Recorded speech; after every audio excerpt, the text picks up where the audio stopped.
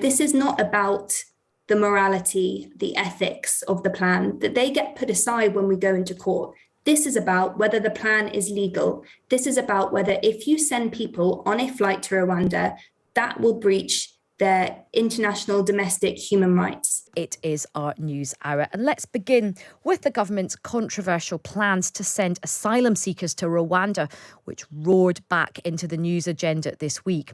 Now, yesterday, the High Court ruled that a flight taking asylum seekers to the East African country could still go ahead on Tuesday. A victory for Priti Patel, the Home Secretary. Campaigners failed an initial legal bid to halt the deportations after the judge ruled that there was a material public interest in the Home Secretary being able to carry out her policy. And today, the Times newspaper is reporting that Prince Charles has privately called these plans appalling. Well, joining us to discuss this is Sophie Lucas. Sophie is a solicitor at Duncan Lewis Solicitors, representing those making the challenge in court. Hello, Sophie.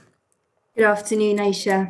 And welcome to the show, Vernon Bogdaner, a Professor of Government at King's College London, an expert on the Constitution and author of The Monarchy and the Constitution. Vernon, good afternoon.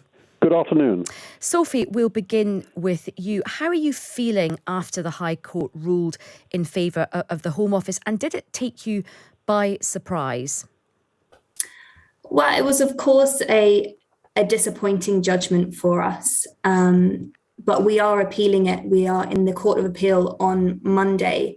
What was quite extraordinary about the hearing yesterday were the submissions made by the UNHCR, which has constitutional oversight for the Refugee Convention and has expertise on the ground.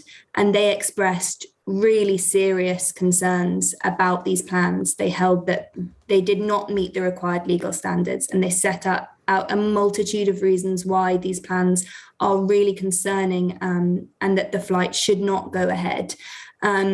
So it was a disappointing judgment, but as I say, we are appealing it, and we believe that there is a strong case here.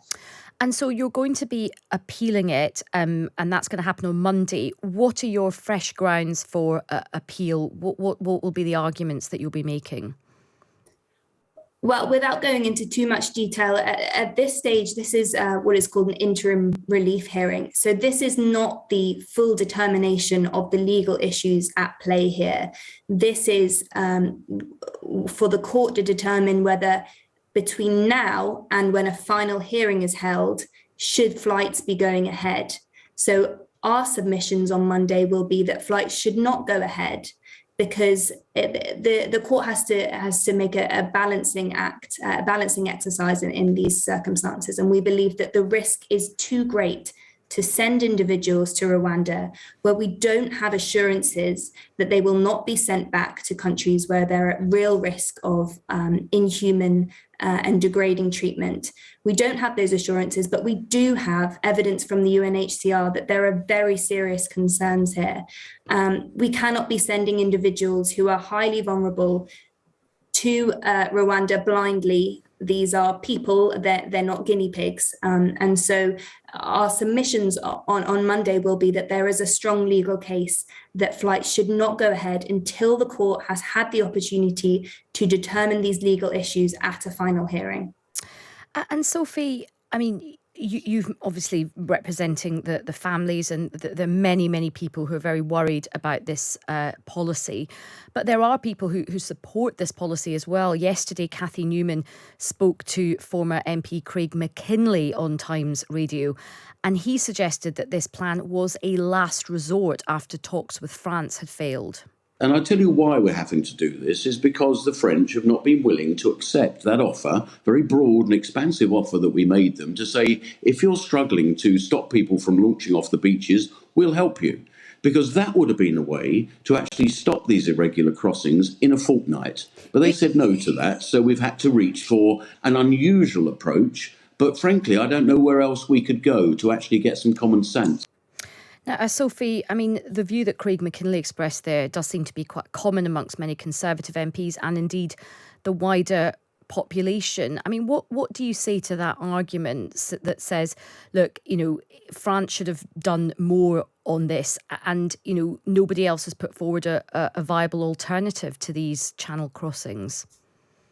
Well, I think that Conservative MPs are, of course, free to hold those views, but the alternative cannot be illegal.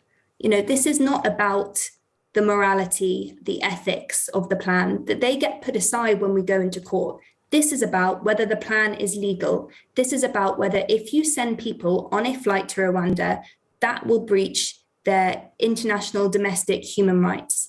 So I believe that there may be alternatives, but that's not the issue in question here. This is about whether this plan is legal, and the decision that the court will make on Monday is whether, should the flight on Tuesday go ahead, will that be a breach of the UK's legal obligations?